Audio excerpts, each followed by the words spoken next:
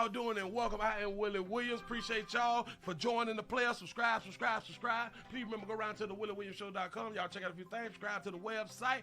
If you would like to support a player around here, you can get something for you and them little ugly ass babies by clicking the Get link on the website. If you'd like to see what we call the event video, please go around to the Patreon, the Willie Williams Show. The link's down there in the description. I need you liking, sharing, telling somebody about a player. We try to get the thumbs up over 500 in every show so we can do something to the algorithm. Listen, we got a PayPal link down in the description. We got $, top and bottom. Willie Williams Show, that is the cash app. And if you just so happen to hit that super chat, please don't go over $5 because the player don't know if he getting it or not. They say I get 30, they say that they get 70. God damn it, I think they getting a whole 100. Remember, the midday news show, if you can't watch it with your eyes and you can't use your peripherals and see a player, big word, I hear any goddamn screen. We do got a thing called a podcast on Anchor and Spotify, the Willie Williams Show. Please follow me on IG and Twitter at the WW Show. Appreciate y'all. Hell, it's hump day. It's hump day. How y'all living? How's everybody doing? Hi, I am Willie Williams, and this is the Willie Williams Show. This is the midday news show. Y'all come right on in, sit right on down, tell somebody about a player. We finna try to have us a good show. Appreciate y'all for showing up and all the people who was gonna show up after I said that right there.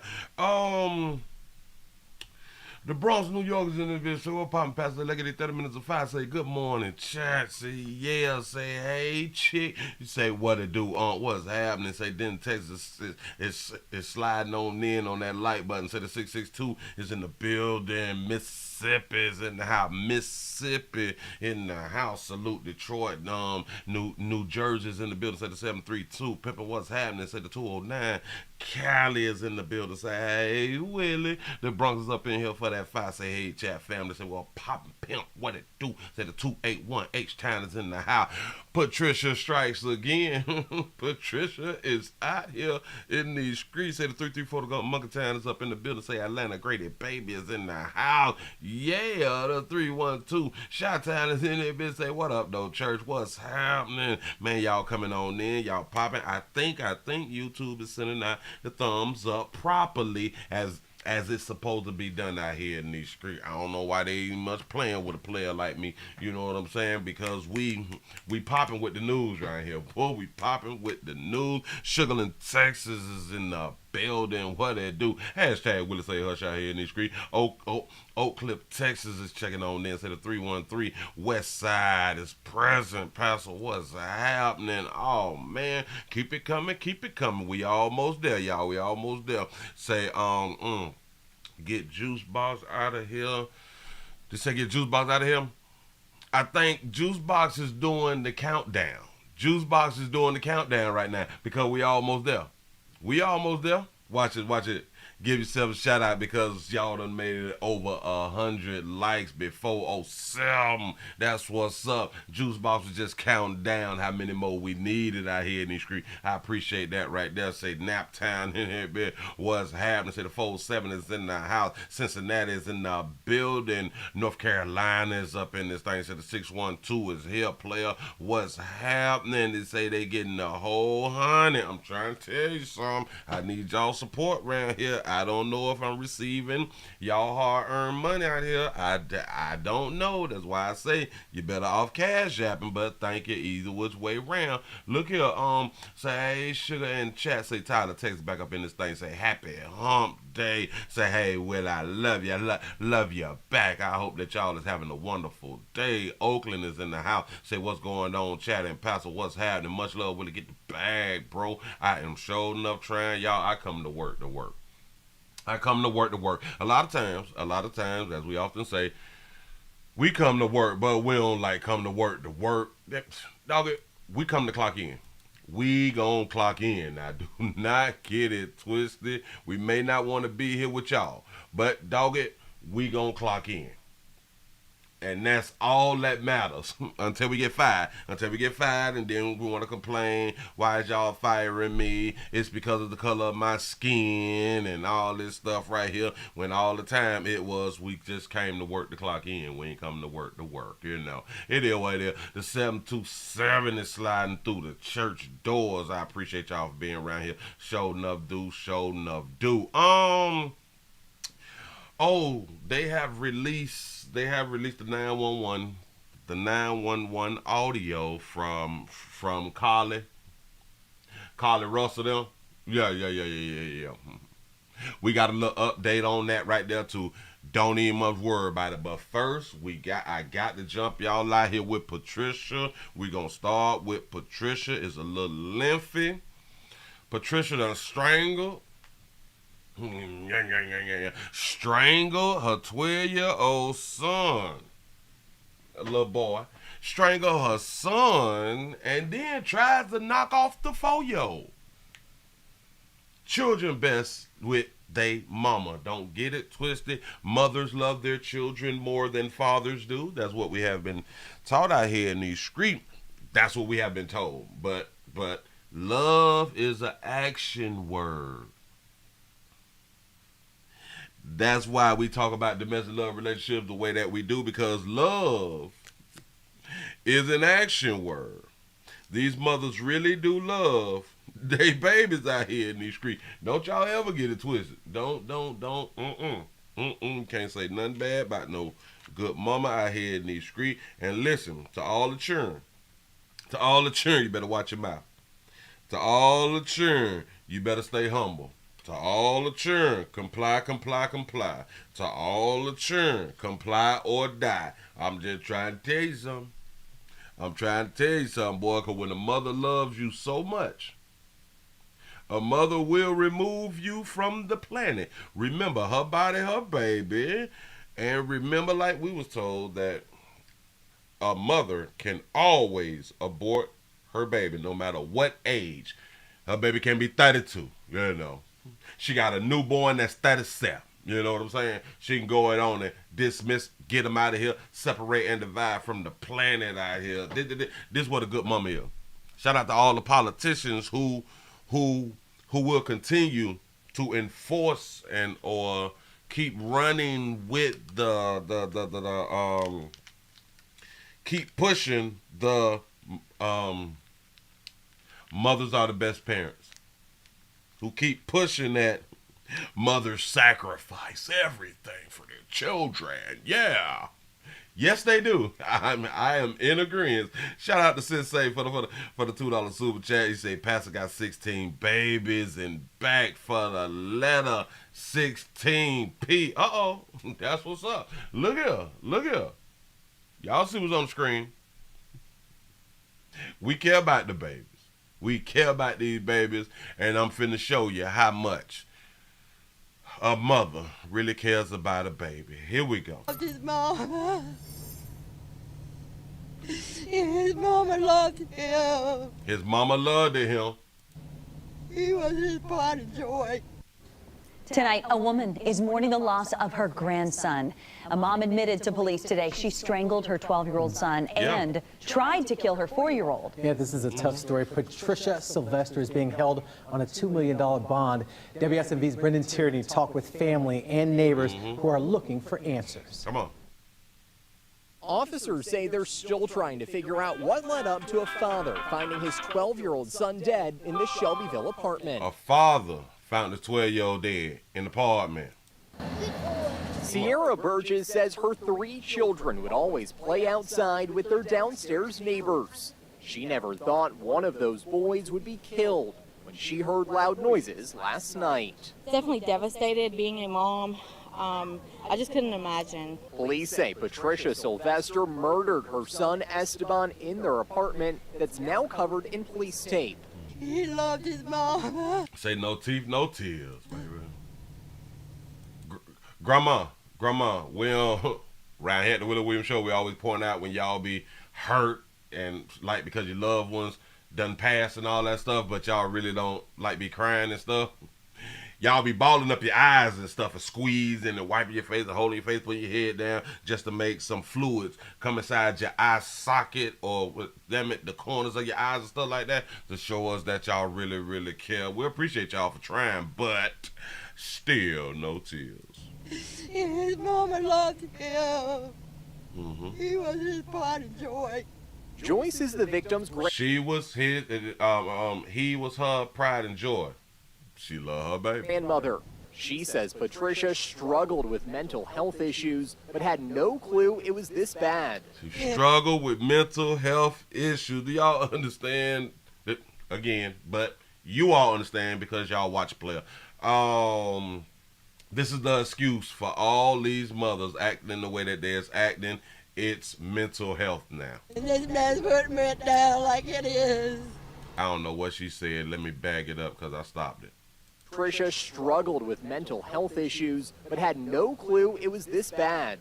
And this man's putting it down like it is. That she never opened up to me. Police say Patricia ran away attempting to kill her 4-year-old son, too. That child was hurt and is now being cared for by his aunt, Teresa. Right now, I'm upset. Teresa. It hurts. Because I don't want my sister being locked up. She has no idea why her sister would do this. Esteban was entering 7th grade at Harris Middle School and loved playing basketball. She's sorry. She's sorry. But why? Why do you mean sorry? Give us a hint. Why? Police searched this dumpster looking for evidence officers say Patricia tried to throw away. Sierra says this scary situation makes her want to move. She could have literally grabbed anyone walking up them stairs and hurt their kid. Police say there are... She could have, but she ain't love like the rest of them, like she loved her baby. He was her pride and joy. He was her pride and joy. Shout out to Felicia for the $5 cash out. You say it's Fifi's B-Day. Say I'm 25. Backwoods, laugh out loud. Happy birthday. Give yourself a pat on the back. You done made a whole nother year. It is a blessing out here in these streets to still be on earth. That's what's up. Listen. We have to be happy that we still here if we want to still be here. Because a lot of people, they don't want to still be here. So don't be happy if you're still here. You know, but for the ones who want to be here, be happy. That's what's up. As long as you wake up, you got another chance. As long as you wake up, you got another chance. It's when you don't wake up is, the game over. Game over. Yeah. She could have literally grabbed anyone walking up them stairs and hurt their kids. Police say there are still many questions in this case. Yeah. Esteban's body has been sent to the medical examiner's office to hopefully answer some of those. In Shelbyville, Brendan. In Shelbyville. I've never even heard of Shelbyville. But, let's see. Do I want to put it up over there? I'm going to go ahead on and put it up over here because I want to see y'all, what is it called? I want to see y'all chatting, so I want to put it up over here. Let me grab this because we just getting started. Boy, we just getting started. We not through with Patricia. No, because we need more information. And like round here, we investigate for more information. Let's go with these folk right here. What? Got it? Reported to the Bedford County Jail where she will be vision. First and foremost, our thoughts and prayers go out to the family and friends of Esteban Sylvester, age 11, of Shelbyville. Esteban was a rising 7th grader at Harris Middle School. Last night, just before 10 p.m., Esteban's father arrived at the family's residence and found Esteban unresponsive. Attempts to locate Esteban's mother, Patricia, and 4-year-old sibling, Raphael, were unsuccessful throughout the night. Shout out to our Dodge Trap for the $2 super chat. She said, a bop, bobbity, bop, wobbity, boo. What the world? This led to the endangered child alert that went out earlier. Today, around 8 a.m., the mother returned to the residence with 4-year-old Raphael. The two were escorted to the police department where investigators questioned Patricia about the suspicious death of Esteban. Without going into the details of this very active investigation, I can tell you that Patricia has admitted to the intentional killing of Esteban and the attempted murder of 4-year-old Raphael. Raphael has been taken to a local hospital for further evaluation. Patricia has been charged by our Criminal Investigations Division with 1 count of criminal homicide and 1 count of attempted criminal homicide. She said she did it. We don't even need no trial. We just need to go ahead on and question her, like try to have some type of interview. We need an interview with this baby because we want to know, was it postpartum? Was it, like they say, mental health problem? Were you going through a little something? Was you mad that you and your baby daddy weren't together or something like that? I don't need much know, but we need like a real interview out here. Damn it, what his name is? Like Cola Bell out here in these streets. Shout out to Phyllis for the $1 cash out. Say, hey, chat, say happy hump day. Love you, Willie, love you back. Man, I appreciate y'all for being around here. Here we go. We ask for your patience, your prayers, and your understanding as we continue this tragic investigation. Okay. We will take a few questions at this time. Are you questioning the father as well? No, ma'am. Did you hear that? Did y'all hear that sucker stuff right there? The first question was asked, did you question the father though? Tragic investigation. Watch it. We will take a few questions at this time. Are you questioning the father as well? Are you questioning the father though? As well as what she said. Whoa. Didn't he just had done said? Listen to me. Didn't he just had done said that Patricia say, I did it? Didn't I just say that we don't even need no trial? The baby said she did it. But did you talk to the daddy though? Maybe the daddy did it. No, ma'am. The father has been cooperative throughout this investigation. Obviously, he was spoken to last night on scene, and he's been briefed again this morning about our findings, but he's been fully cooperative, and we don't believe he has any involvement whatsoever in this incident. Shout out to Mr. Gino for the $2 super chat. He said, Patricia's have to Patricia out here. The mother will be transported to the Bedford County Jail, where she will be held on the charges of criminal homicide and attempted criminal homicide. Are any other family members involved at this point? No. Any idea what time the homicide occurred? I think y'all said the father found the baby or the son just before 10. Did she give you the time frame? We believe the homicide occurred much earlier in the day yesterday. She killed that baby in the daytime. That's what's up. Shout out to the VARs for the $1 cash out. They say Patricia and them ain't got no chin. Hashtag fraud. Next, you talking about Patricia, them peoples out here in these streets. Yeah. Oops. Watch this. I bet y'all thought that Patricia's was only darker hue. Hilarious. And then there were attempts to, conceal some things, and also for her to flee the residence. She did that with the 4-year-old, and then ultimately returned to the vicinity of the residence this morning. We had officers on scene who spotted her and brought her into the police department for questioning. Peacefully try to resist or anything? She has not resisted, and she is cooperating in the investigation at this time. Okay, Patricia know how to comply so she don't die. Shed light on where she was at, trying to hide, trying to escape, or anything or not? We know she fled Bedford County and visited nearby Coffee County, a couple different jurisdictions that we're sending officers out there. We'll be visiting those locations throughout the day, but she did return to the family residence this morning around 8 a.m. when she was ultimately brought in for questioning. Okay. Shout out to our Make 60 Look Good Shirley for the $5 cash app. Say happy birthday to my girl, Fifi. She just had the 2 children? She does, yes, sir. How do you know she attempted to end the life of the 4-year-old? There's evidence consistent with what she told us. You say, well, how do you know that she tried to kill like the 4-year-old too? There's evidence. On the body of the 4-year-old. And we're fortunate that he's still with us today. Good, Mom. Thank you. think you've answered all the questions you need to at this time with her, or do you think there's still some things that need to be discovered? There will be questions for days and weeks and months about why this happened.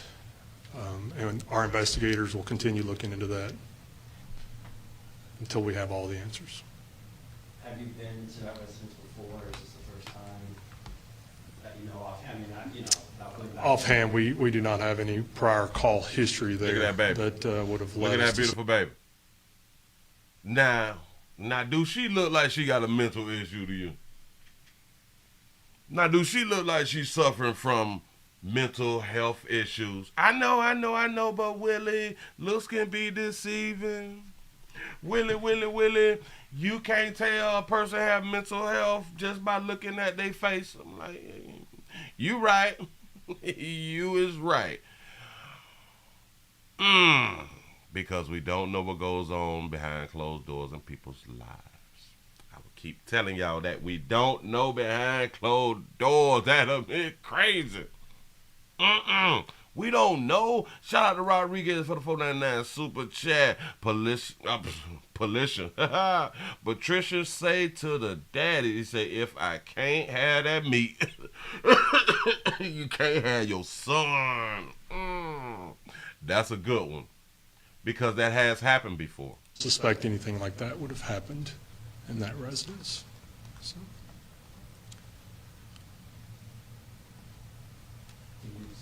Speak of how the homicide happened, or We are investigating this as evidence leads us to believe that it was a strangulation. The deceased will be transferred to the medical examiner's office, where we will ultimately learn the exact cause of death. Such a bad thing. How does it affect the community? How does it affect you guys? Well, we are fortunate in this community that we have a lot of resources and people willing to step up and assist us, as well as family and friends of Esteban. Spoke to Dr. Garrett, our school superintendent, this morning, and she's offering grief counselors to friends of Esteban and family members who may need that in the day. That's all we got right now. That's all we got right there with Patricia. Yeah.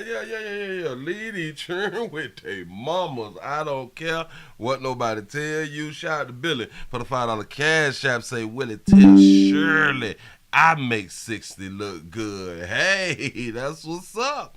Shirley, I hope you got that right there. Yeah. What do we do, though? What do we do? So, all right, the children did. Well, the child did. I know. Willie sound harsh. Willie, you're not empathetic, sympathetic. Actually, I'm not. Shout out to Sunji for the $2 super chat. Patricia just aborted her her child 12 years later. Absolutely correct. Her body, her baby. Remember that right there. They can take the churn off earth whenever they get ready. Shout out to I Still Rock 80s Music for being a member for 16 months. They say soldier still marching with a true pimp player, passer, politician. Great content, say excellent commentary. Say I hit that like button cause it's free. Hashtag Patricia. I'm trying to tell you, man, I appreciate that right there. Listen, hey, y'all, we can argue. We can try to get like the what's that thing called? Laws and stuff changed when it comes down to parenting and who keeps the baby and all that fly stuff right there. Or like in a lot of states, you don't even have 50% custody when the child is born. A lot of states you have to get tested to have any rights over your seed. Call it like that. Any rights over your seed. You have to get the child legitimized. I think that's the word for it. You got to get legitimized with the child and all that fly stuff right there to to have some type of connection or something like that. But shout out to the great state of Florida. I think we is at 100% or something, because we don't have to go through the legitimization stuff to have some type of rights over the child. We don't have to get legitimized to have some type of rights over the child. Once the child come to earth, you got some rights, but it still kind of don't matter because it's still her body, her baby, and you still got to fight to be a daddy and all that dumb stuff. Right there, say, hey, Sugar the 912 Savannah's in the building, but we can try to fight the laws and become the best dads we can be. Fight for your child. We don't believe in that around here. Listen. What I've often say is, you can try it once. You can try the court thing, get some custody and all that fly stuff one time, but after that right there, you got to be more cognitive of your financial situation, because that stuff costs to go to court. Ask me how I know. It costs to go to court to try to get custody, especially from somebody who like they have been saying, have mental issues out here in these streets. Do y'all know how hard it is to get custody from a chick who have mental health problems? Shout out to I Made 60 Look Good Shirley for the $5 cash app saying, oh, Billy, you would never look this good. Uh-oh. That's it. Shot taken, shot given. That's what's up. He said, this is the only method that assures you won't pay any more child support. Y'all keep doing a great job getting men off child support. This will save him thousands in the long run. Absolutely correct. Absolutely correct. And then it goes back to, we play too much as far as people being, oh my God, I can't believe it. Especially a whole bunch of men. Oh my God, she killed the kids, but we don't think it through. Jason just pointed out some real stuff. Look. Alright, she killed my baby, but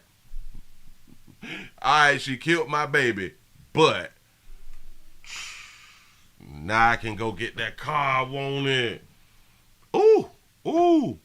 And it'd be good if you had insurance on your baby.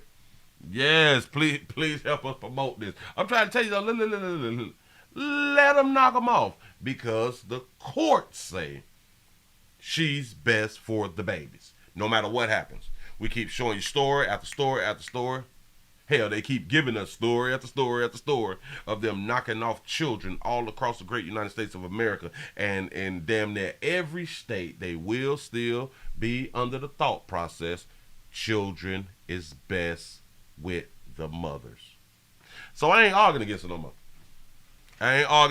more. Let the mamas have them. Oh, let the mamas have them. Speaking of letting mamas have them, I got a story. I don't see how this type of stuff keep on happening, but then again, I ain't slow, so I kind of know how this stuff keep on happening. Let me put this here up on the screen real quick. We got a soccer coach. I just start right there. We got a soccer coach. I think I could just leave the sentence right there. We have a soccer coach. You all can fill in the blanks. I'm pretty sure you all can fill in the blanks when I say, there you go. A map, minor attracted person. We got a soccer coach. Come on. Yeah. Accused of drugging and raping children or kids. Cruz, thank you so much. Looking forward to that. And we want to get back to this story tonight. Franklin police are trying to find and identify children who were drugged and raped by a popular soccer coach. That's your soccer. That's your soccer coach. Buddy right there. Him is a soccer coach? Got it. He's now in custody, held for rape of a child and sexual exploitation of a minor. But as we told you, there could be more charges here. And this all comes after police were contacted by staff at a local restaurant. They say the man left his cell phone behind, and staff looked at it to try and get it back to the owner, figure out who it belonged to. That's when police say those employees found dozens of videos showing unconscious kids being raped. WSMV's. So they went through his phone. They went through his phone because they left his phone to find out whose phone it is so they could return the phone. The phone. He got it plain as day of him just sitting back watching videos of the videos that he had done recorded of him doing some strange things with children. Marissa Sulik has more on who this man targeted. Yeah, like he don't look athletic at all. When we got to these soccer fields off Glass Lane, we didn't come to watch these men play. Does this guy look familiar to you? We wanted to find out about a man who once did. Do you know who that is? We showed people at this tournament this picture. It's 63-year-old Camilo Hurtado Campos. 63-year-old. Go ahead. I remember when we were little, he used to invite us, but we never went and played with him. They say when they were little, he used to ask us to come on around here. He used to ask us to come on to the house for some tea time or something like that right there. Hell, let's just kick the ball around at my house. You know what I'm saying? Not at the park. You just come on around here. Let's kick the ball. I can help you, kick the ball professionally or something like that. Yeah, him. Police say detectives found hundreds of videos and photos on his phone raping at least 10 unconscious boys between 9 and 17 years old. I'm going to get to it. Don't even worry about it. I know what you're thinking. Campos has lived in Franklin for 20 years. The Hill Estates neighborhood, but more recently on Glass Lane. Neighbors tell me that Campos lived in this white complex behind me, in the unit at the very end. That happens to be in between two schools and across from the soccer fields. Franklin police say Campos was a regular at school playgrounds where he approached kids and recruited them to his soccer team. He's a regular at the playground. See, all this right here just feed into that good mama concept. Go ahead, go. After gaining their trust, he invited them to his home where he drugged and raped them. After gaining the trust, he invited them to the home, to the crib. Come on around here. Again, let's have some Kool-Aid or something. He didn't want to be here at all because he wasn't feeling comfortable. Wilmer Blanco runs the Friendship League at the park across from Campos' house. He says he knew Campos used to play for a short time on this league, but wasn't kind to teammates. Now, he feels for the victims. It's going to be probably difficult for their families to come up, but he just wants them to get close with their parents and make sure their parents know what they're doing. In Franklin, Marissa Sulek, WSMV4. You mean to tell me a 63-year-old was able to drug multiple boys and rape them while unconscious,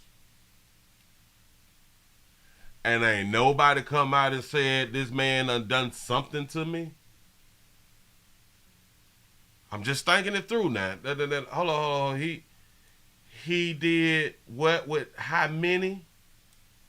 63-year-old Camilo Hurtado Campos. I remember when we were little, he used to invite us, but we never went and played with him. Hell, y'all almost got.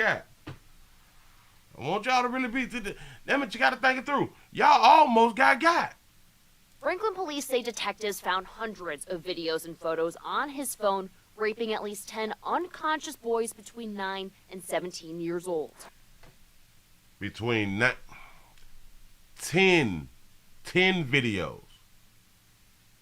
Between 9 and 17-year-old, nobody came out and said, I was sexually assaulted. Do y'all know, and this is why, because males typically do not come out and say that they have been sexually assaulted, because that's something that you get clowned about, and also we don't take it serious. For some reason, we still believe that females get sexually assaulted way more than men, and I'm here to tell you, no. Men is being sexually assaulted on the daily, and I'm not saying that women are not, but because we don't come out like women come out. oh, we hold it until we get older. And then you start to hear about what happened and this and this. Yeah. He had hundreds of pictures and videos on his phone about CP. CP is child porn, in case y'all don't know. Hell, he was making his own porn. Yeah. 10 kids, nobody said nothing. Between 9 and 17, because it is, it's embarrassing. It is really embarrassing because a whole bunch of us know people not gonna believe you and say that you was drugged. People's gonna say, well, you wanted it, so he gave it to you. But they was unconscious. Do y'all understand that if it wasn't for him fumbling the ball, fumbling the soccer ball, leaving his phone on the counter at the restaurant, this wouldn't even be a story right now. We would not even know that at least 10 he did something to unconscious.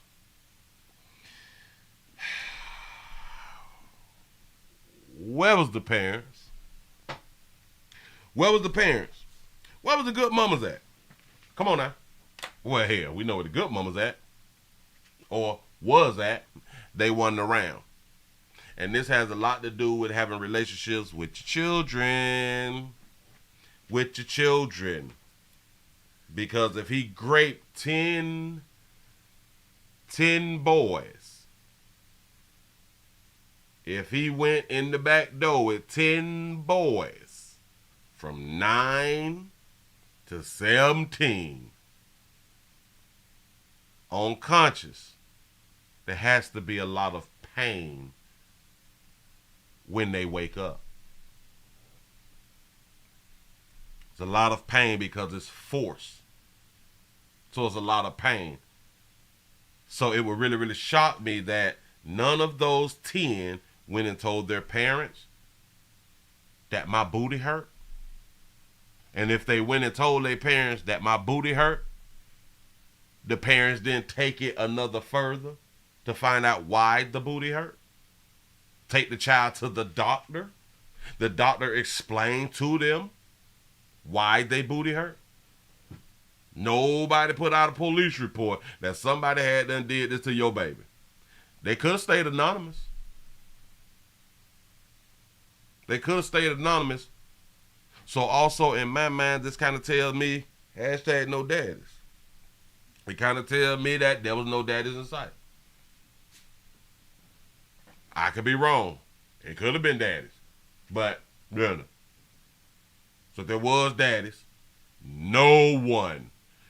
These people left the community in danger. They left the community in danger. We gonna move right along. I'm not gonna even hold you or hold y'all down. I don't want your spirits down. I'm trying to get your spirits up. But hell, this is what happens. The same thing happens when it happens to females and they don't come out and say anything, and then they leave the neighborhood in danger for it to happen to other females. This is just a people problem, a real people problem. But I'm here to tell y'all, if something happens to y'all, you can stay anonymous. Speak up, say something. You can stay anonymous. In case you don't know, you can stay anonymous. Please speak out when there's somebody when somebody do anything to you, especially as a minor. Please speak out. Moving right along. We got a player done went down there to the courthouse and stuff, and they talking about the bond has been denied for the ex-boyfriend. Remember buddy right here? Him? I think he's the 20-year-old and his ex-girlfriend is a 19-year-old when he went on up there to the wing stop. Oh, this is an old update. Here we go. A judge denied bond for the 20-year-old accused of kidnapping and murdering his ex-girlfriend. Kalisha Jones was working at a Fayette County wing stop when the crime happened. Authorities also released 911 calls describing the horrific kidnapping. Fox 5's Angelique Proctor joins us from Fayette County with all the developments. Angelique. Good afternoon, Christine. Yeah, so many people dialing 911 feeling helpless. They describe seeing a kidnapping happen right before their eyes. No, everything's not okay. He came in here with a gun. A frantic Wingstop manager tried to stop Cameron Hopkins, but the 20-year-old pushed past her. Determined, police say, to kidnap 19-year-old Kalia Jones at gunpoint from the restaurant. Say, well, did he get some wings, though? I don't even much think he ate. In front of people. So he came inside with a gun and took his And then ex-girlfriend? he took one of my employees outside. He dragged her outside at gunpoint. Shay Jones posted this picture on Facebook asking for prayers for her friend Kalia. Jones's aunt was one of the many who called 911 during the kidnapping, pleading for help. That's a good one right there. You say no one recorded this. And he's harassing her on her job, and she needs some protection. He's making her get in the car. He's making her get in his car. He's trying to take her. Not get in the car. Don't get in the car. He was beating on her, and he made her get in his car. Hopkins forced Jones into his red Camaro. Police spotted the two and pursued the vehicle until it turned into Lovejoy High School, where officers say they saw Cameron shoot Kalia. On Tuesday, a magistrate judge described the horror. Where offender at some point turned and shot victim in the chest, torso, and point contact in the chin, killing the victim. Offender then fired on Fayetteville police officers and sheriff deputies. Offender telling officers that the victim shot herself after being arrested. Look at that face. Look at that face like, man, I don't care nothing about that right now. Kalia's parents witnessed the Zoom court appearance but have declined to talk about their daughter's death. The aunt appeared to acknowledge Hopkins kidnapped Jones at gunpoint 1 year ago from a Lovejoy Walmart and was out on bond when police say he kidnapped her again. He already have a restraining order against him up here. He needs to be picked up and arrested. And Hopkins was appointed a public defender in court today. He will have his preliminary hearing next month in August. We are live in Fayette County. Angelique. The only kind of help that I can give you, babies, with a story like that right there is don't get in the car. I know, but Willie, they're afraid, they want to live. Don't get in the car. Like when somebody tell you, get in the trunk. I ain't never seen nobody tell somebody to get in the trunk and they get out alive. Me personally. I just ain't never heard it. Never seen get in the trunk and get out alive. Or they get in the trunk and get out, but they're not alive when they get out. You know what I'm saying? If somebody done draw down on you, especially at your place of employment, you almost got to make them shoot you right there. I know, it is scary. We can Monday morning quarterback it, you know. We can say what we coulda, woulda, shoulda did. I'm trying to tell you something. Life experiences teach. We just got to pay attention to the life experience and add that in to our thought process. We have to pay attention. These things happen. And we hear it happen, we may see it happen, and we don't hold none of that in our life. I just don't be understanding. It's like you can see somebody go through something, so you need to take that right there in to kind of tell you or just kind of guide you a way that you should or should not go. But we don't do that. That's why so many of us get done dirty, get killed the same way this person, the same exact way it happened to somebody else. Why? Because we didn't pay attention when we watched these people go through the same doggone thing out here in these streets. Moving right along, let's go to Vegas. They have been talking about the greatest rapper of all time, Pac, out here in these streets. Las Vegas police searched a home in connection with Tupac Shakur's murder. Now, I didn't even watch the whole video. I said, well, let me just see it with y'all then. Let's see what these people talking about. Here we go. But first, from our 8 News Now investigators, the Valley home searched in connection to the Tupac Shakur murder investigation nearly 27 years after his death. Thanks for joining. They searched the home nearly 27 years after the death. Damn, it's been 27 years since I've been in Vegas. That's some. What? Nope, I did go after that. Okay. It's here at 6. I'm Denise Valdez. And I'm Brian Loftus. Metro Police confirming they searched a home as part of their ongoing work to solve who killed the rapper and hip-hop icon. 8 News Now. That was crazy because I was in Las Vegas when he got killed. Hell, I was there when he died too. Investigator David Charnes breaking this story. David, what are you learning tonight? Right, Denise, sources telling the 8 News Now investigators this search involves Dwayne Davis, also known as Keith D. Davis. Oh, this is about Keith D? Speaking publicly about the night Tupac died in videos on YouTube and in a book. See, we talk too much. Keith D have been doing videos on Vlad TV, so they used that and what he wrote inside of a book, and now they're doing an investigation. Boy, all right, okay. Keith D.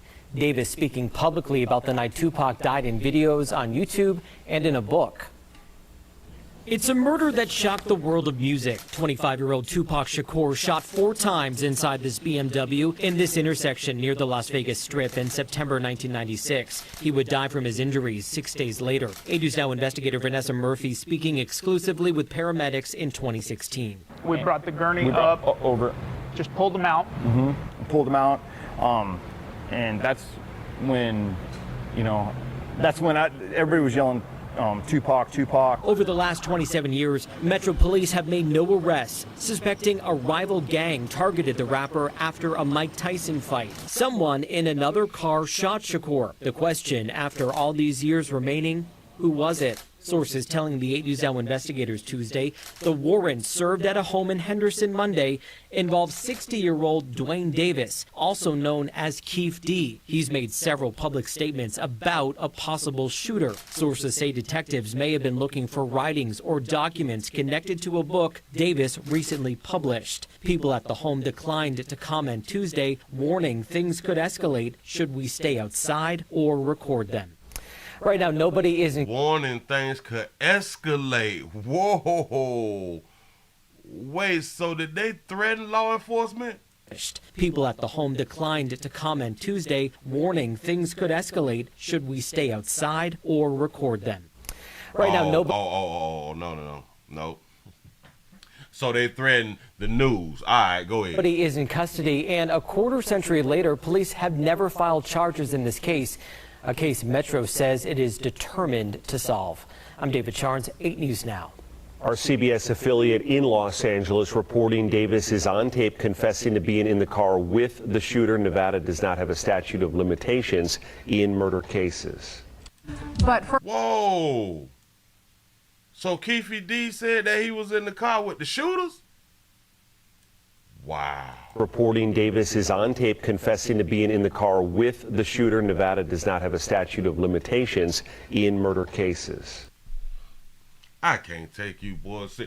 Listen, know your state laws, man. Know your state laws, man. I don't take some stuff to the grave. Some things that just got to go all the way to the grave. Yeah, self-snitching. Say yes, Keith D told the police that he was in the car. Now, if he possibly said it back then, he was in the car then, all right, cool, and he was just repeating it. But if nobody knew that he was inside the car, and now he puts himself inside the car, you need to know the laws of your city, of your state, where things happen at.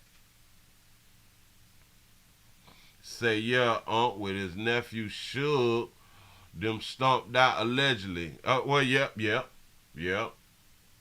Say, why so many years later? Because people talking. Hell, when we writing books and in interviews. Hold on. Now, I don't want to put this on Vlad TV. I don't want to make Vlad TV seem like the bad guy. I don't know, buddy. That's what's up. But it seems to me, why so many people who have been on Vlad TV eventually have some type of now run-ins with like the law? Because of what they had to say out their own mouth on his show. I don't know. I think that it's just we have to tell somebody. According to Keefe, he was supposed to say what he saw in order for it not to come back on him because he was already under investigation. Oh, he was under investigation already. Oh, so they was already looking into him. All right, cool. Shout out to Rodriguez for the $4.99 super chat. You say, if I can't get that wet monkey, nobody can have it. There it is. You say, Tupac called out his death several times because of his lifestyles. You say, nothing to do with government agency. You say, he called this out in several of his songs. He knew his own brother would take him out. Yes, and that's... If people didn't pay attention to it, that Machiavelli album, come on, man. It's like he knew it was coming. He knew it was coming. You know. Vlad TV interviews are public. Black folks need to stop blaming Vlad when we self-snitch. He said it's not like he hides that he's going to put the videos out. Exactly. And that's why I say, I can't blame Vlad when people is talking. People is choosing to talk. People is choosing to give up information. People choosing. You people, you rappers, artists, choosing to give up this information. And I for some reason, we still do not understand. We just don't. I just don't understand. We believe that it kind of makes us real out here in. It kind of makes us real out here in the streets when we're able to talk. And it's like, we don't care, like, what we say and stuff like that because we gangster and all that fly stuff right there. I'm going to say it, and ain't nobody else going to say it, you know. Boy, there's a difference when you're saying stuff that can have you incarcerated. That can have you at the resort. Yeah. Pop predicted his death. Heavy on them albums.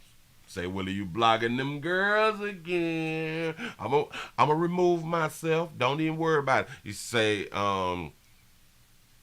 yes, a lot of them may be clout chasers. A lot of them, listen, I told y'all this thing about attention. We need this attention. We need this attention in social media. We really, really do. That goes for the males and the females. We out here, we trying to be seen, we trying to be heard and all that because a lot of us grew up not being seen and not being heard. Yeah. It happens. Moving right along, ain't gonna eat much hold yet. Shout out to Pop. That's what's up.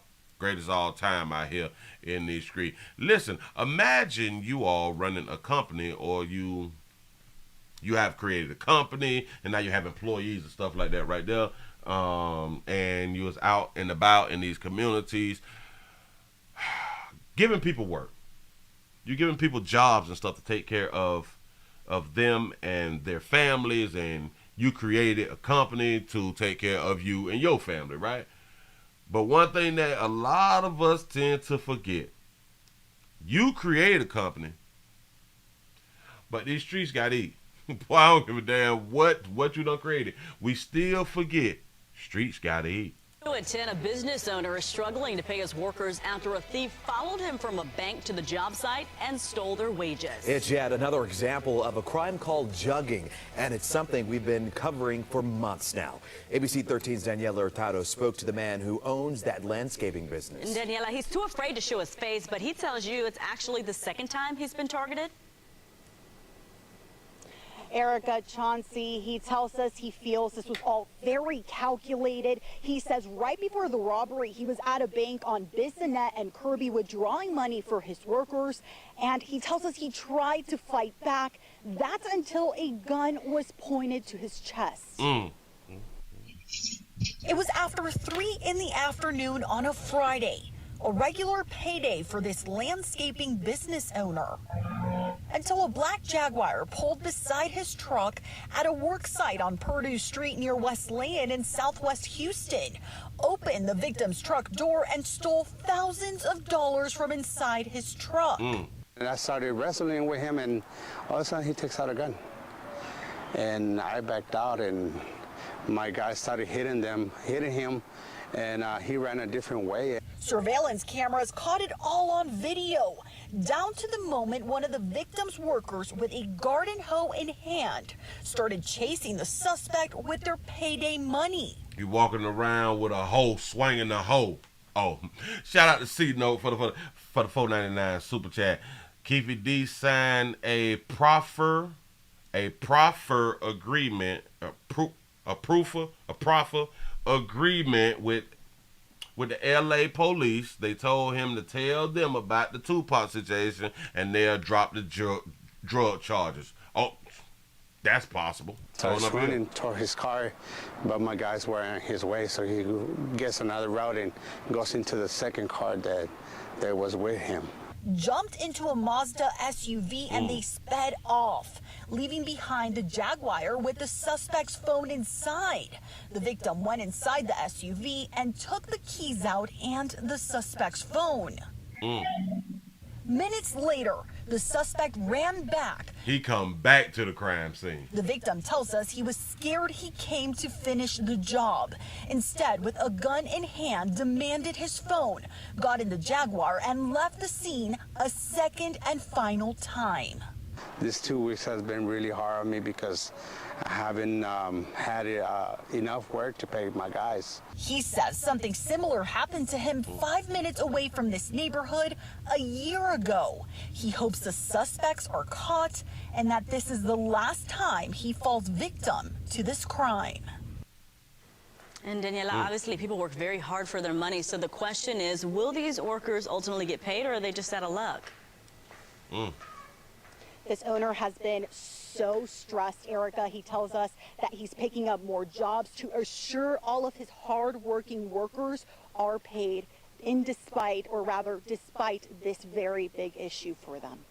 You say pay in cash, no taxes. He gonna have to come up with a whole different way to pay, which I doubt, because he's still gonna because to prevent from taxes, and you possibly have to think maybe a few of his employees, maybe they don't have the proper papers and stuff like that to pay through, like through the bank or something like that. It's always best to pay in cash because it is no taxes. You know what I'm saying? So he just gonna have to, y'all just meet me up at the bank. Everybody just meet me at the bank. So damn it, I go in the bank, I make the withdrawal, I will have separate envelopes. I will sit in the bank, count out all y'all money, and put in different envelopes. Y'all sit right out in the front now.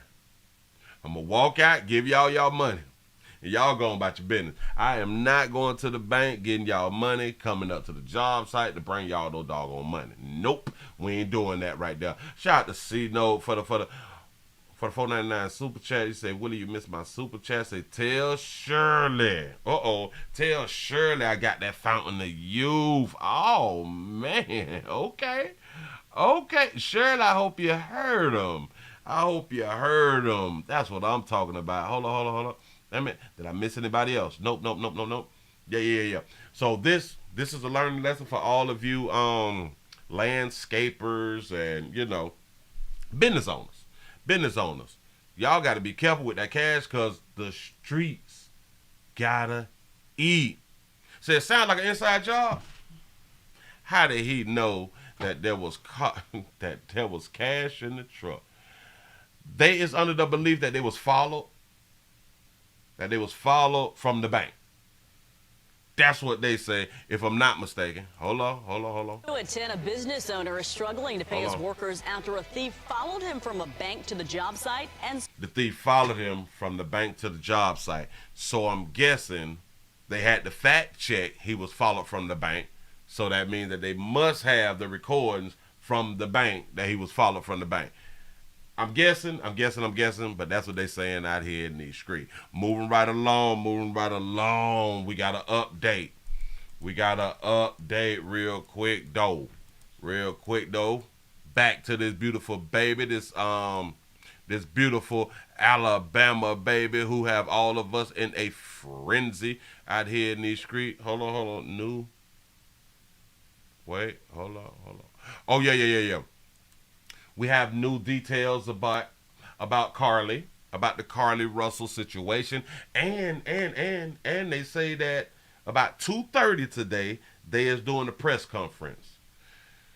They doing a press conference. I wish I could be here to stream the press conference, but I'm not gonna be here to be able to stream the press conference because of what I was thinking about was doing that right there on Rumble, but I'm not gonna be able to do the streaming of that right there. I'm gonna have to figure out a way to do something else. Here we go. New details. Now to the new developments in the Carly Russell case. Hoover police just released new details in her disappearance. The 25-year-old vanished on I-459 Thursday evening after reporting a toddler on the side of the road. ABC 3340 Stephen Quinn is at the live desk with the latest. Stephen. Muriel, Hoover Police's new information is raising serious questions about the details of Carly Russell's disappearance. Police now say that they have not found any evidence of a toddler walking down the interstate. As we are told, Carly reported in her 911 call and subsequent call to a family member. Police also tell us that Carly bought snacks at the Target on Highway 280 after leaving work. That food wasn't found in her car or with her cell phone and wig, which were discovered at the scene. I didn't know that they hadn't found the wig. He lost a wig out there in the street. You mean to man, a wig, man? A wig, your phone, and your Apple Watch. Surveillance video from Carly's neighborhood also shows her walking alone prior to arriving back at her family's home. And on that night, police say a 911 dispatcher received a call of a woman unresponsive but breathing. When first responders got there, though, police say Carly was conscious and speaking. Whoa, wait, I gotta back it up. Didn't I tell y'all in the community, if people have cameras, people went back and watched their cameras? In her 911 call and subsequent call to a family member. Police also tell us that Carly bought snacks at the Target on Highway 280 after leaving work. That food wasn't found in her car or with her cell phone and wig, which were discovered at the scene. Surveillance video from Carly's neighborhood also shows her walking alone prior to arriving back at her family's home. And on that night, police say a 911 dispatcher received a call of a woman unresponsive but breathing. When first responders got there, though, police say Carly was conscious and speaking. And as you see there, a news conference is scheduled tomorrow at 2:30 p.m. Police say they expect even more information about this investigation will be made public. ABC 3340 News will have a special report and air the news conference in its entirety on air and online. And online, baby. That's what's up. That's what's up. Carly, we finna find out the truth, baby. Oh, we finna find out the truth. Now, I wonder what... I am so ready for what law enforcement is going to tell us today. Or whoever is supposed to speak out today. Because I really need to know. I really need... Damn it, I am invested in this story. I am so invested in this story. We now listen, there's two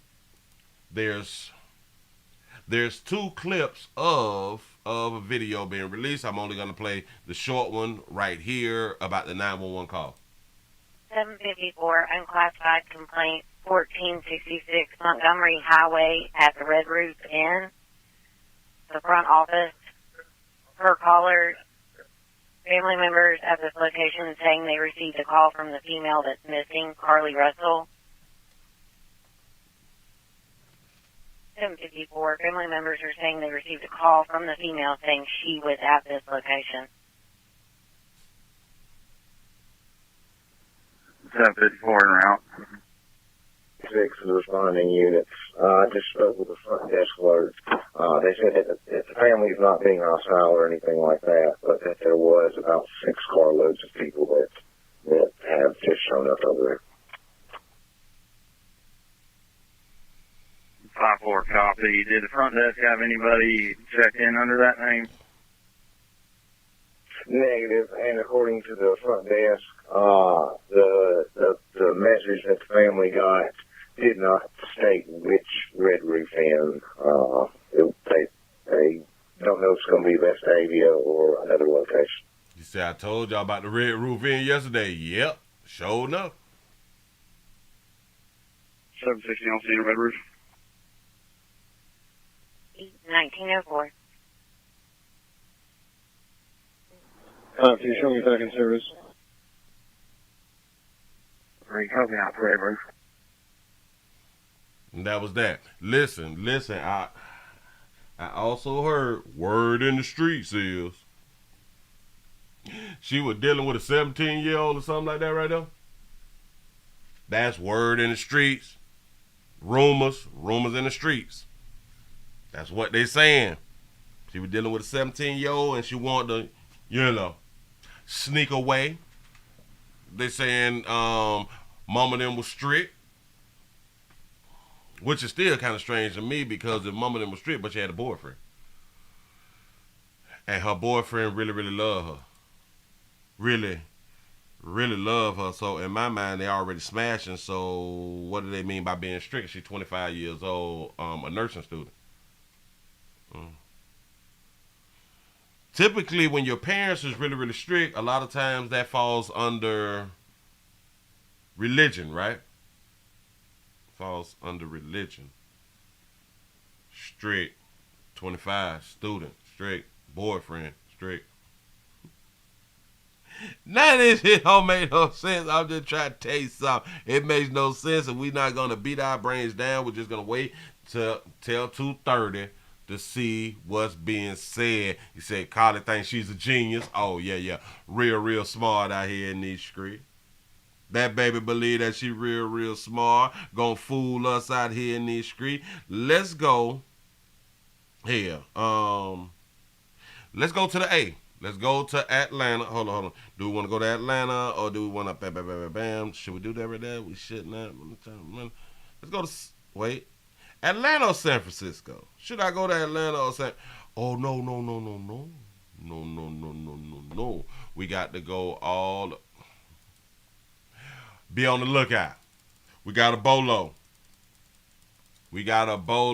How many of y'all know somebody who done robbed the bank and got away with it, though? Shout all the people who was robbing banks and getting away with it out here in these streets. I did not know that was still like a hustle. I really didn't know, but since I didn't know, we finna learn today. Oh, you finna learn today. Don't even worry about it. We looking for the sticky Note Bandit out here in these streets. I need support. These lights should be over 400 by 9. Damn it, we got the Cash App, Super Chat, PayPal out here in these streets. Thank you in advance. Let's get the numbers up. We have 315. Come on, y'all. It's 112. It is 112. Come on. You say it's only a 5-year charge. Is it for robbing a bank? That's what's up. That's what's up. We looking for the sticky Note Bandit right now. The FBI is looking for a bank robber they've dubbed the Sticky Note Bandit. Come on. This man dressed in a wig, sunglasses, and a mask allegedly has knocked over 3 banks in 10 days. Is that because they say a man dressed up in the wig and the mask. Hold on. What if this one of our trans sisters? Huh? Did the media just possibly mispronoun a darker hue trans sister? Sliding a threatening note to the bank teller and then leaving with an undisclosed amount of money. The sticky note bandit has robbed not once, not twice, but 3 times. There's no reason to think that he won't rob again. Connor Hagan works for the Houston FBI office. If you're looking at a map where these robberies occurred, a couple of them were in Houston and one of them was in Harris County. So right then and there you have 3 agencies that are involved just based on the territory where this individual is striking. Hagan says it's not unusual to see these spree bank robbers. 3 in 10 days is not all that unusual. You say 3 in 10 days is not all that unusual. Wait, what? There's certainly been cases in the past where individuals who may be on parole or probation from prison for previously robbing banks go and realize, hey, I've only got a limited number of time after robbing the first bank, and so they, hit other banks. Fortunately, no one has been injured so far in these robberies, but Hagan says the people involved are still impacted. Some, mom of 2 kids who goes into a bank to get a few $100s for groceries, or maybe a teller that just started working there, 3 months earlier. These are all individuals that are victimized and impacted when someone comes in and threatens their lives in exchange for an undisclosed amount of money. The suspect is described as a 5'8" black male with a thin to medium build, wearing female clothes and carrying a black purse. Wait, so now we know what a female is? Now we know what a female is, right? You say bank robbery is a serious criminal charge under federal law. Say if convicted, say the defendant faces a maximum of 20 years in federal prison plus a fine. Shout out to our dogs of trap for the $2 cash out. Say always consider male when a crime is committed. Facts.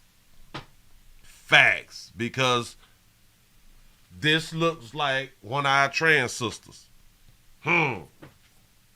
Now we can separate and know that a man is dressing in women's clothes. Or we can separate that now, but when we talk about our trans sisters, we can't separate a man dressing in women's clothes. How do they know that he's a man? Because trans women can be women too. He might be non-binary. Huh? He could be them and they. We don't know. They just completely mispronoun and I'm upset. That are victimized and impacted when someone comes in and threatens their lives in exchange for an undisclosed amount of money. Yes, he robbed them with a sticky note. You got to be but a threat is a threat, and you really don't know whether somebody's ready to take it down. But it's crazy, right? Because they is behind bulletproof. Yeah, right. I am offended that they is calling this person a man. I am offended. That looked like a trans sister. We got to go what it looked like. You know. You have to think about it though. With a sticky note, but at every bank there's like bulletproof glass. And you got to slide the note up under the bulletproof. Wait, what? You can't take the note and be like, put all the money in the bag and slide over from the window and push the buttons like, and just hollow something. You know. I don't know. The suspect is described as a 5'8" black male with a thin to medium build, wearing female clothes and carrying a black purse. And Lauren, that's a trans woman. Asked Hagan, who you heard from in the piece, why they decided to give this suspect a name, and it's exactly what you think, so that you and I and the viewers at home will remember that this person is on the loose and that the FBI is after them. They want an attention-grabbing name for that exact reason. Speaking of, the Houston Crime Stoppers is offering a $5,000 reward for any information that helps lead to the arrest of the sticky note bandit. The FBI is... Say, hold up with the never, the LGBT never do crime, right? Say, what is a criminal? Exactly. Why is it when our LGBT brothers and sisters do something heinous or something, like they never point it out? They never pointed it out. If it wasn't for us doing content to be able to point it out, 40-year-old. A lot of people would never know that they actually do crimes. Just because your sexual orientation is this does not change the fact that you do crimes too. Our LGBT brothers and sisters do crime too. And that's not homophobic or nothing. That's just they do crime too. Simple. Right now. Simple. Let me put it back on the screen real quick. We got one more from the Sticky Note Bandit. Let's see. FBI agents in Houston are intensifying their search for someone they're calling the Sticky Note Bandit. This is a robber who has hit 4 banks just within the past 2 weeks. Matt Doherty is live outside the Bank of America on San Felipe, where the robber struck again today, Matt. I would tell the Sticky Note Bandit this right here. Now would be like a good time to stop and like get like a job at Amazon or Walmart or something like that right there. Because they don't know who you is. They don't know who you is. Let go and let God. Change your career. Change your career and you can stay out with the rest of it. They'll put that baby on that yellow dress. Again today, Matt. They be wanting these babies to solicit. Now. Marketing your news program is a great thing to do. Here we go. Yeah, tonight we can report that fortunately nobody was injured in the attempted robbery that happened about 12 hours ago. Once again, the suspect managed to outrun the law. The FBI is searching for a man it calls the Sticky Note Bandit. Tonight, the Houston bank robber with a distinctive... Look at that. Look at our sister. Disguise and a funny name is getting national attention. The FBI has not shared how much money... I don't like the wig, though. I don't, hold on. I don't like the wig, though. I don't like the wig. There's hair stores everywhere. Attention. The FBI has not shared how much money the bandit has stolen, but the feds say he's hit 4 Houston banks in less than 2 weeks. He made off with cash during 2 of the robberies. The other 2, he left with nothing. Oh, so he came up in 2 and then he fell short in 2. All right. We've pieced together the bank robber's trail. Say that's a female, baby. First robbery happened the day after the 4th of July at the Hancock Whitney Bank on the North Loop. The second on July 11th at the Wells Fargo Bank on Wood Forest Boulevard in East Houston. Then the third on July 13th in Southwest Houston at the Wells Fargo branch in the shopping center at Bissonnette and Hillcroft. And then he struck again today at a Bank of America next to the Target a few blocks from 610 on San Felipe. At 11:40 this morning, the FBI says the suspect entered the bank dressed as a woman. He waited in line, then handed the teller a sticky note with threatening words and a demand for cash. I just don't like how y'all just saying a man dressed as a woman, though. We in 2023. You cannot offend. The FBI says the teller walked away from the counter to a back room and locked the door. Yeah. I am offended about her wig choice. The suspect waited a short time, then ran away. This still image was taken from security video at the Bank of America today. I don't know if she putting mousse on it or something. Lay it down. You got to spray a little water in it. Say, Willie, you wig discriminate. For all of the robbery. Listen. All right. Let me take it back. Maybe the wind was blowing right here, but this is uncouth. This ain't classy. Shout out to all our trans sisters. This is not classy right here. We got to get it together out here in these streets. Present yourself better. Now, if the wind was blowing, that just further let us know that, like, you ain't put no spritz on it or nothing. Because it's blowing too funky out there. You know what I'm saying? They say skinny legs and He's the suspect wears... Look. This is a woman, baby. Look at the hand.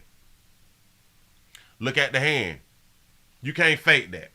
Oh, man, you can't fake that right there. It's the same disguise. A black wig, face mask, sunglasses, a green sweater, and black ballet flats. Black? Oh, shit, that's a girl. Black ballet flats. How many of y'all own ballet flats? I know that y'all don't know what ballet flats is, and I can't describe it. But dog it, hold on. Ballet flats. I put ballads. Ballet. How you spell flats? All right. Ballet flats. Yeah. These. Watch this. Look a minute. I'm finna put it on the screen for you. These is ballet flats. Yeah, on a pair of them ballet flats. Man, oh, them. I know almost every one of y'all got them in your closet. I know that y'all got them like in y'all trunk or something like that right there. Yep. You say you have a pair of them, you love them. Yeah, these right here. Yeah. Look at these. They soft, they bend, you know what I'm saying? You can put them in your book bag, you know. That is a woman, baby. Y'all can't fool me. Y'all cannot fool me. Respect our trans sisters. Investigators say he's about 5'8" and has a thin build. She 5'8" with a thin build. Y'all so disrespectful. Now, if you know anything about these robberies or the identity of this sticky note bandit, you're asked to call the FBI. Yeah, right. A whole woman. It's a whole woman out here, man. We have their contact information on our website. If your information leads to his arrest, you could get $5,000. Back to you. If y'all need $5,000 because a hot boy, hot girl summer not over yet, not over that, hell, we still got bills. And speaking of bills, y'all, we got to get these thumbs up. We got to get the thumbs up. Y'all got to work with this media company right here. This media news production company. They may not need the support out here in these streets. Don't make me cry. Do not make me cry, because I will cry in the car on your behind. Where's we at? We is in the M, so we got to go back to the T's real quick. We got to take it to the A real quick. Boy, y'all better watch 23-6 and your 9 at all time. Y'all out here taking these babies for granted. This is y'all. This is a y'all problem. Y'all meaning humans. This is humans' problem. Because we still is under the belief. That we just don't believe women violent out here. We just really don't believe that females is violent. People who came out there, mama monkeys with a monkey, is violent. We do not believe, and I just do not understand. It's 2023. What else do we have to show y'all? Let me take y'all to the Braves Stadium. The Braves Stadium out in the A. Shout out to Logan for the $2 super chat. Say petty 5K. He say, give me a sticky note. Ooh. Listen. I'm just gonna write out, give me all your money, you such and such and such. And you behind a whole bulletproof glass. All right, whatever. Teenage girl faces a charge of felony murder tonight. What did they say? Who? A teenage girl faces a charge of felony murder tonight. Police accuse the 18-year-old of deliberately striking a woman in the parking lot of Cumberland Mall after an Atlanta Braves game on Sunday. Did y'all see what they just did? I just caught it. Bag it up. Say that one more time. A teenage girl faces a charge of felony murder tonight. Police accuse the 18-year-old of deliberate... 18-year-old, she's an adult. But do y'all see why they did it like that? So it'll take the sting off. A teenager, so we automatically think underage. 18-year-old damn woman. Apparently striking a woman in the parking lot of Cumberland Mall after an Atlanta Braves game on Sunday. Fox 5's Deidre Dukes joins us from Cobb Police Headquarters. Yeah. She spoke with the victim's family this afternoon. So, Deidre, what did they tell you happened? Yeah, well, Willie, they just kids. Yeah, I spoke with the victim's sisters who tell me they were enjoying a day out with their dad when they had a run-in with the suspect. They tell me that they did not know that suspect and that Vanessa Robinson deliberately struck their sister, killing her. She struck her by mistake on purpose. You say she's still a teen. You right. Technically because it's 18 and teen coming behind the 8 and the 9 and all that stuff right there. But you're still an adult. So you both, but you're really the adult. Yeah, go. She ran over my sister's body. Like, What your sister did. she was trash. Like, she was nobody. Paige Jenkins and her family were returning to their car after attending the Braves game Sunday evening when they crossed paths with Vanessa Robinson. They crossed paths with that beautiful sister right there. Baby, what in the hell happened on this side, though, sugar? You missing the piece, baby. But she's still cute in the face. Y'all know we don't care nothing about no damn edges. Go ahead. Jenkins' sisters say Robinson was driving through the parking lot as the family walked to their car. Yeah. She had almost hit me with her car first, and she had said something upon the lines of, "You need to watch where you're going," or something, and I was like, "I'm the pedestrian. You watch where you're going." And I Oh, so you was slick rapping back. I know. It didn't sound like slick rapping, right?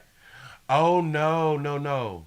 When you say something back, you slick rapping. Go ahead. had kind of shoot her off, and she had exchanged some words, and that's when Paige heard us having that argument, and she came back and said, "Watch where you're going." Lewis said It's how she possibly said, "Watch where you go." Come on now. We talking about babies out here in the community. You see somebody in the car getting into an argument with your peoples, and you come up. Do y'all think that she just said, "Hey, watch where you're going"? No. It was way more than that. Yada, yada, yada. You better watch where you're going. We is in Atlanta. You know what I'm saying? Some of that right there. I don't know. I'm speculating. Robinson drove off, then circled back around. She pulled back up. See them pull around, and she stops for like a second, and then my sister just hit the car. Robinson fled. She stopped for a second, then your sister just hit the car, or is you saying that she stopped for a second and then she hit your sister with the car? Confused. Scene. Jenkins was rushed to Kennestone Hospital but did not survive her injuries. So it was no accident. It was she knew what she was doing. So did y'all see her bust a U? So y'all ain't see her turn around? Y'all just realized that she turned around after she hit the sister? So y'all was like in the road when she turned around, y'all was... Okay. She knew what she was doing. Police tracked down Robinson and she was taken into custody in Fairburn. My sister did not deserve that. And the two other girls that were in there, justice needs to be brought upon them as well. Oh, so the driver had two other people. Oh, come. Can y'all just imagine, like, the conversations? Really? Come on now. It was some cursing going on. Because my sister did not deserve that. Oh, cutie. Oh, baby, you shouldn't have said nothing, baby. You all don't understand when I said she shouldn't have said nothing. And I do understand she with her peoples and all that stuff, and just like the baby in the car is with her peoples. Oh, sugar, you shouldn't have said nothing. But if you're going to say something, you need to watch 23-1609. She doubled back in the whole car. The car came back around. And why was y'all walking in the road? I don't understand. Yeah. Another cutie has been taken off Earth. She was full of life, energy. She was like our glue. and her sisters, other family members, simply devastated by her loss.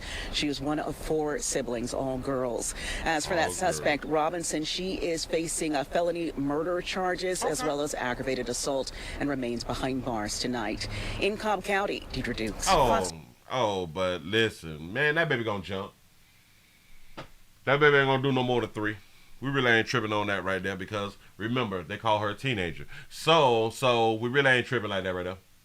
You say, I believe her Willie old girl told Hitch to get out of the road. I'm just, listen.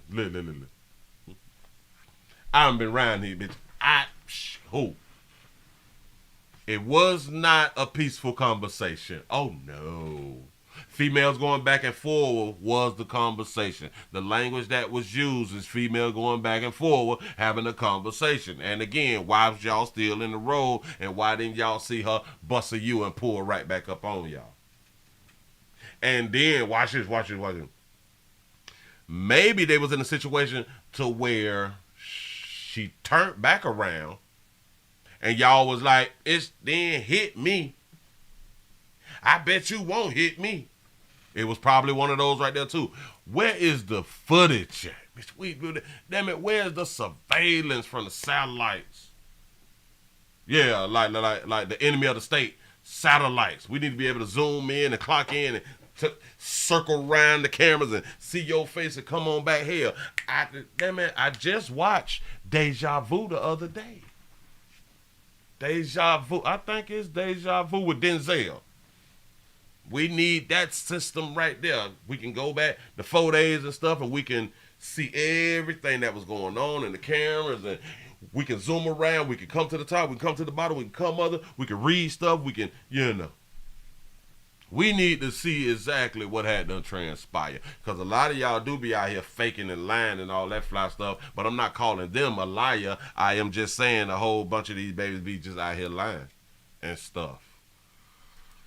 That's what happens. Moving right along, ain't gonna eat much hold you. Moving right along, not gonna eat much hold you. Let me tell y'all, Americans something about you Americans. Something. Hold up, man. Damn it. Should I do that right there? I think I got this right here. Hold up. Y'all, where's my likes at? What is we doing? Y'all treat me like a child that you love. What is going on? Tighten up. Help a player. We got some suspects. What is going on here? And how did I miss this? Wait. Oh, no. Nobody didn't want to do it because they may give me a copyright right there. But look, all right. San Francisco. I did say that we were going to San Francisco. San Francisco have gotten so bad. Well, California, and shout out to all my people out there from California, real quick. California has gotten so bad. Remember they passed the laws to where you can steal up to like $1,000 or something, like can't nobody stop you and all that fly stuff right there. I don't know why they just don't get rid of their governor. Like I really don't. Ever since this thing been put into place, places have been robbed continuously. Businesses is losing money because they say that you can't stop them from robbing, and I think it's still just a petty misdemeanor out here in these streets. Well, so businesses, they have to strike back. Businesses, they have to do something. They have to spend some money to stop losing money. So it costs the business to stay in business, to have products on the shelf because people is allowed to come on in there and do exactly what they want to do. Again, the streets got to eat. But look at what they doing out here. Retail theft is rampant in San Francisco. We walked into a store and easily spotted and recorded shoplifters in action. Now some retailers are going to new lengths to protect their products. KTVU's Christian Captain joins us now from a Walgreens in the city's Richmond district that has taken the drastic step of using a chain to lock up the food there. Christian. You must have seen the story. You say they need to take They need to take the Joe Clark, the doors. You got to chain the doors out here. Get the chains off the doors. Yeah, go ahead. Yeah, pretty incredible, Julie. The workers and customers here at this Walgreens say that they are frustrated at the amount of rampant theft that goes on. And now the shop, as you said, has taken the somewhat unprecedented step of simply chaining off an area there. That is their latest attempt to try to thwart the thieves. Customers at this Walgreens at 16th Avenue and Geary Boulevard say this is a distressingly common sight. You can stand right behind them and say, you know we see you. You know we see you stealing. And they'll just keep on stealing. It's Lifters making their way through the aisles, helping themselves to whatever they want, then walking out. I have seen people actively grabbing stuff off the shelves and walking out the door. Now this Walgreens has taken a drastic step, chaining up the refrigerated and frozen foods. The only way to get any items inside, ringing for assistance. Y'all understand, for every item that you may want, now you have to call somebody around now. Customers say they're frustrated that it's come to this. It is terrible because you have to wait, you have to ask for a clerk to come and unlock anything that you want to buy, anything, including a soda. In the span, you want a little $1 or $2 soda, you got to call somebody from around the front. Damn it, they is gonna have to hire somebody just to stand by the freezer doors with a key. That need to be their job. You lock and unlock. And of less than 2 hours, we saw 4 confirmed shoplifting incidents. Thieves making off with drinks, food, and stationery supplies. In a statement, Walgreens said retail crime is one of the top challenges facing their industry, and that the company is focused on safety. The company says it continues to take preventative measures to safely deter theft and still deliver the best experience it can for customers. He did a slow run. I want y'all to also understand, y'all do know this is a camera truck. Y'all do know he just can't. Watch it. As it continues to take preventative measures to safely deter theft and still deliver the. Y'all do know that this camera was set up before any one of them even went inside the store. They know the news is there. They know the camera is there. There's cameras inside the store with people walking around with the cameras, and they still stealing. Best experience it can for customers. We spoke with a San Francisco police sergeant who works undercover, so he asked us to not show his face. You say it's funny until it's not anymore. Absolutely correct. Absolutely correct. He says ultimately it's up to the retailer to protect their goods and hire security if needed. He said oftentimes Walgreens will call the police and only ask that the items be returned and will then decline to press charges. Oh, so Walgreens ain't pressing charges.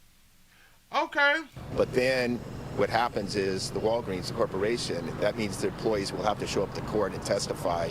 And I think that's where the particular problem is. It's tying up their employees to go to court on these, on these retail thefts. Walgreens isn't the only retailer facing a shoplifting problem. This Safeway on Webster Street in San Francisco joined with others in Oakland and San Jose to install these glass gates where shoppers have to scan their receipts to exit. Oh, they got glass gates. How many of y'all think that the glass gates is going to last? Because listen.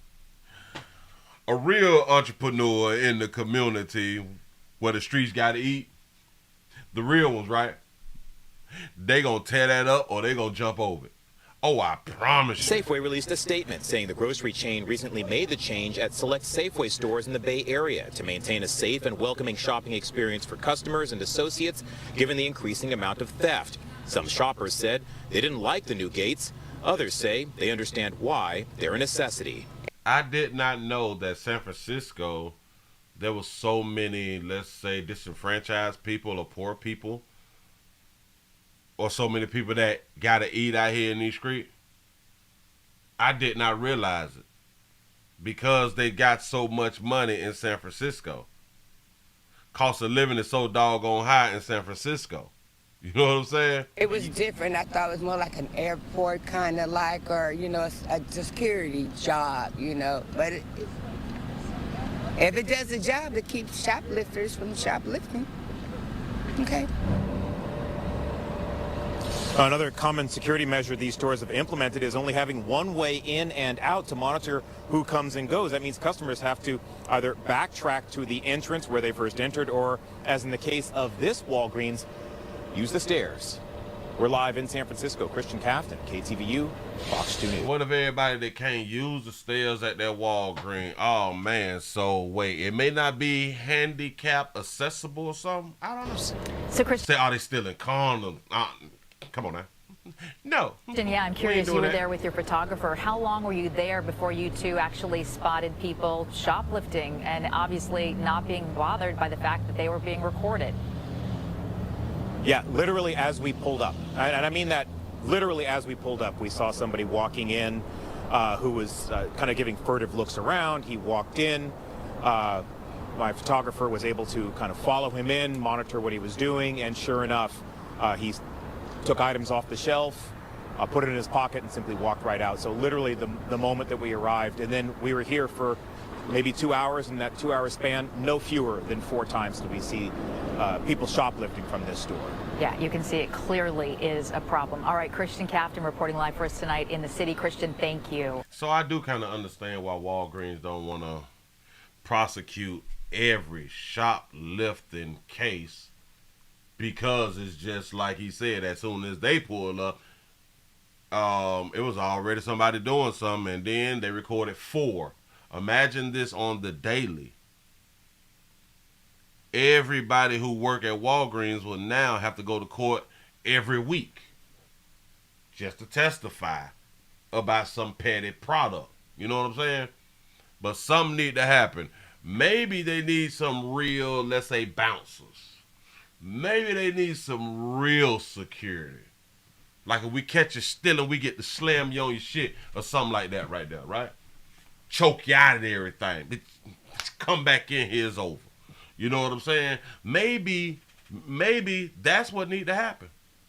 Say I'm about to go and hit San Francisco. Willie, go ahead on and listen. Make sure that you get a whole bunch of like the necessities, toilet paper, paper towels, toothpaste, soap, and stuff like that right there. Deodorant and stuff. You know. Yeah. This is how we need to shop. Since they just gonna allow some shit. But they put the nice doors up, the little closed and open door. Man, they're going to tear that shit. I promise you, they're going to tear it up. Shout out to Jason for the $1 cash app. Say, sent you a great story on Facebook. I got to check it out. Man, hold on. Moving right along, y'all. Moving right along. Nah. Okay, we over 400.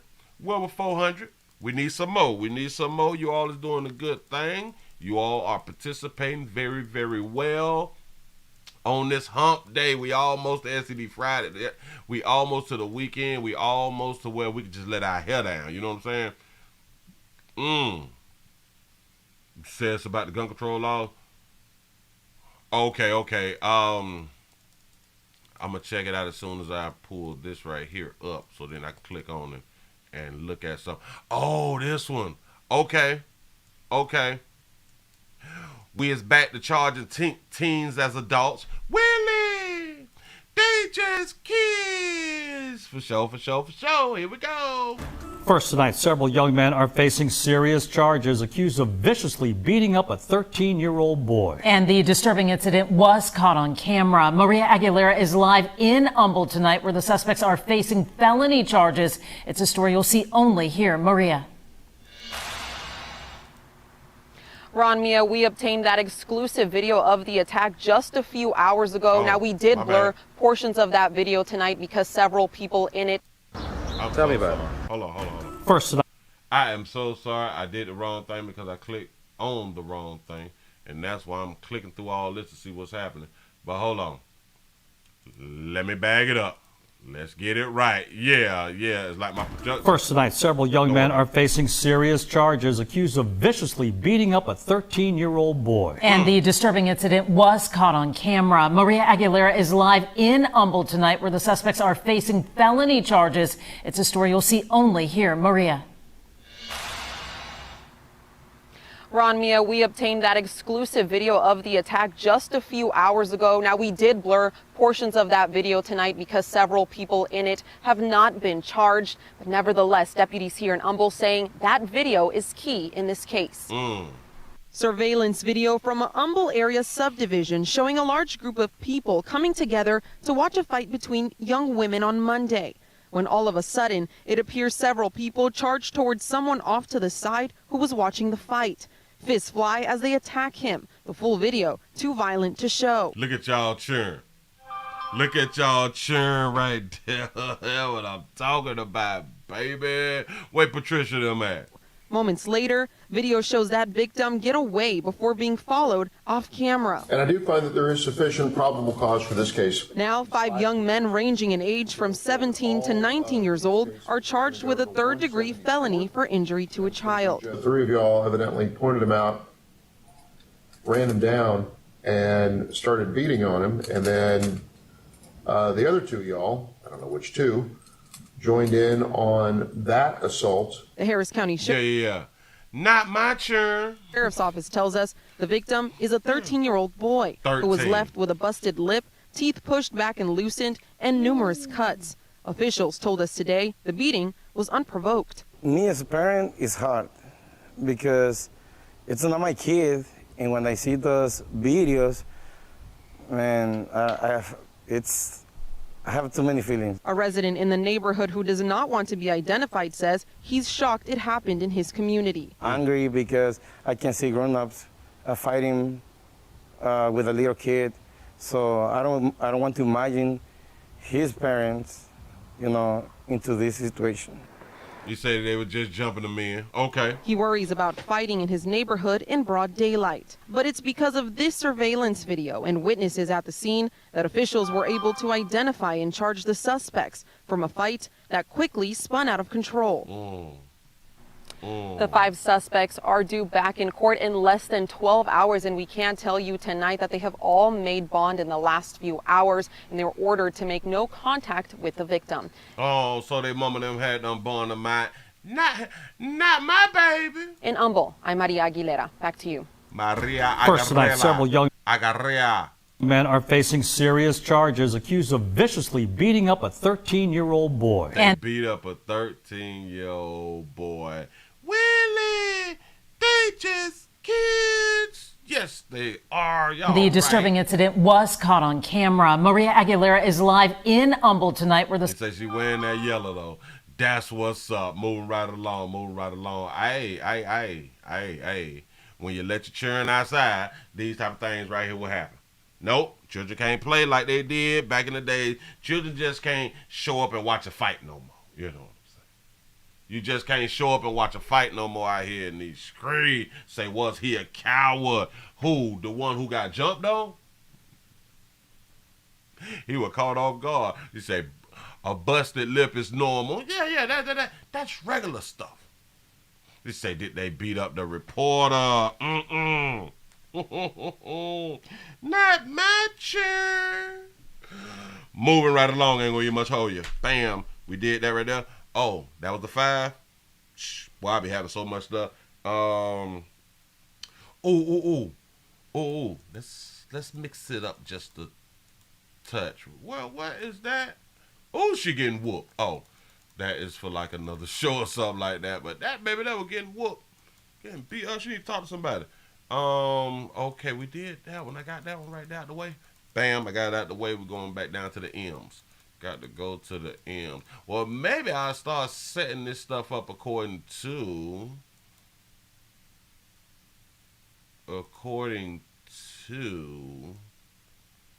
what I got going on. Something not right. Oh, all right. Bam. I got you one. It's getting a little late out here in these streets. But, dog it, we got a man charged with murder. With murder, reportedly. Hold on. Wait. Oh, he beat his daughter. Oh.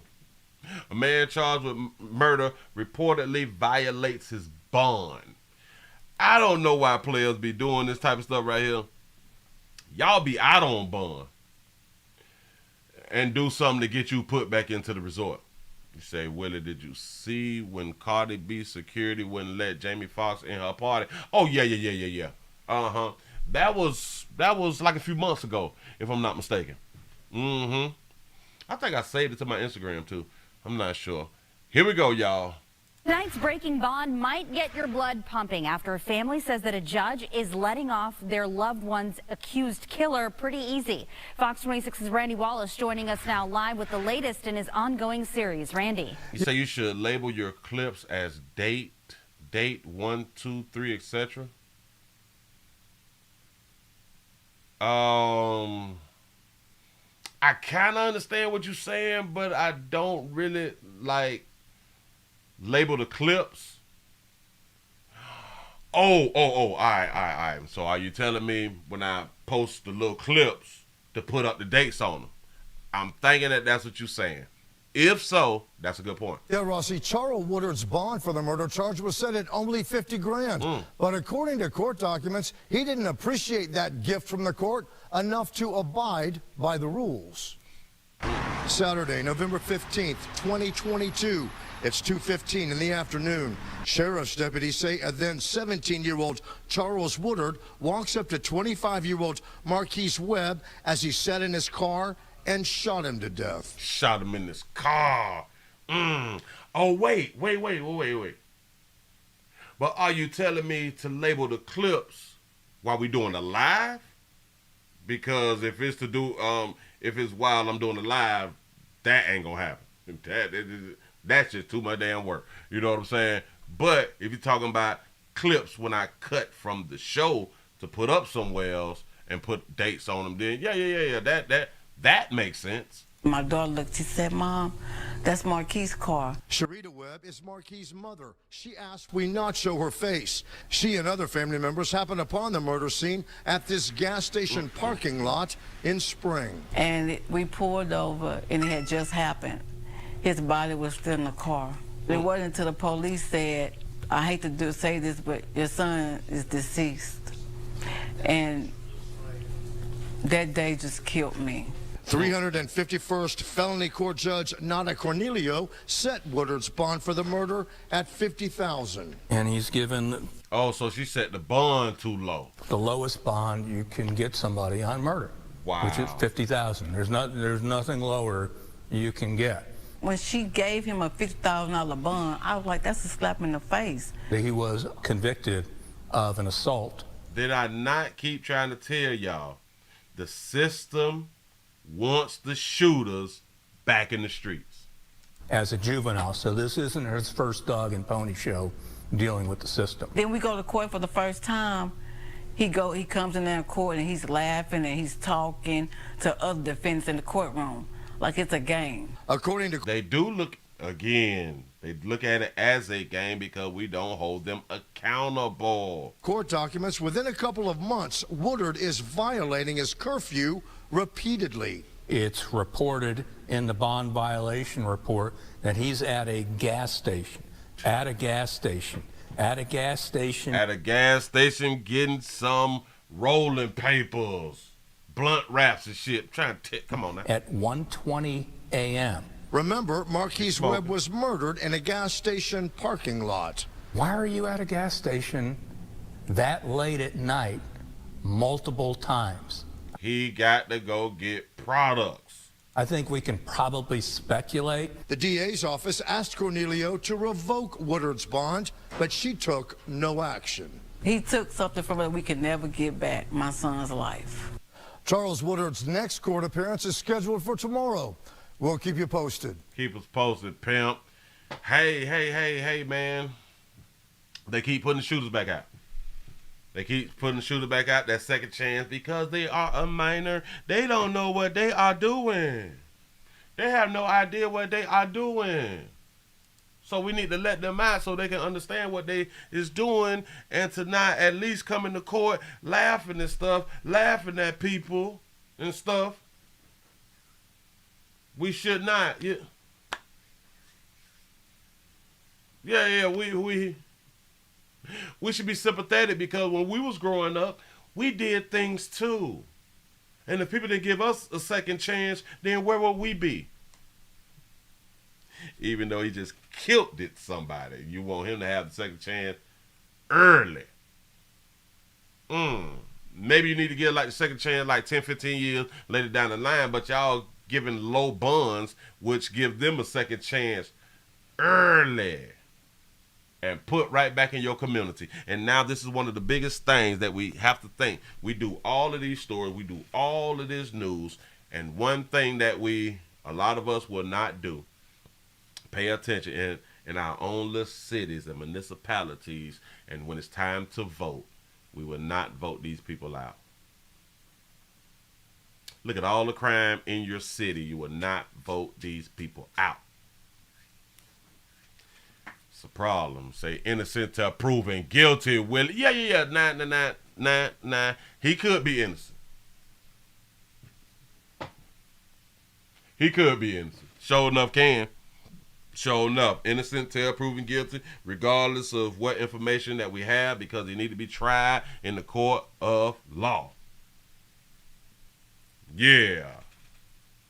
Give yourselves a pat on the back of y'all that made it to the end of the midday news around here at the Willie Williams Show, man. Thank you. Thank y'all for participating, just being around here, watching the player. Thank y'all. I really do understand. I don't know why I said the understand part. But say Dubai has no crime. Say, Willie, show me them 12-pack of babies back there. Let me remove myself, man. let me release the babies. I got to release the babies. Look at that. Oh, they look all classy. They all classy. It look like they all got degrees. We look like we got like a few single mamas. We got a few single mamas, but, we really ain't tripping on the single mamas because we going to let Patricia them do what Patricia them going to do. But these babies is beautiful. They look very elegant. They look very classy. So we can't take that away from them and shout themselves out for being fully clothed. Fully clothed, because this is rare. This is rare. You say that baby in the middle, though. Right there sitting up with her hair coming down on top of her. Yeah. Yeah. Say, Willie, that's a trans man with that blonde hair. Don't do that. Don't do a player like that. This is supposed to be girls. Well, trans women is women too. Damn it, I didn't know. It ain't my fault. It ain't my hell. We can't even tell no more. It's a doggone shame. Listen, man, I appreciate y'all for rocking with the player. We finna go on and get on up out of here. I do not know if I'm going to be back. I have no idea, because I do got to make a run. I got to get up out of here in about 3 more minutes. I got to go. But until then, y'all have a wonderful one. I appreciate y'all players. Remember, it's prostate cancer awareness around here at the Willie Williams Show. Say it's just a finger. Your prostate don't work, your meat don't work. You mess around and lose your little la-la and or your life. It's your choice. You make the call. Your body, your booty. I'm just here to help. I appreciate y'all. I had a good time. We got close to 500, but we didn't get there. That's what's up. Thank you. Much love to all y'all. Y'all have a good one. Let me slide this thing. Let me hit that, pop that, do that right there. I'm going to see y'all later. I done hit that doggone button. Man, I'm gone. I'm out of here.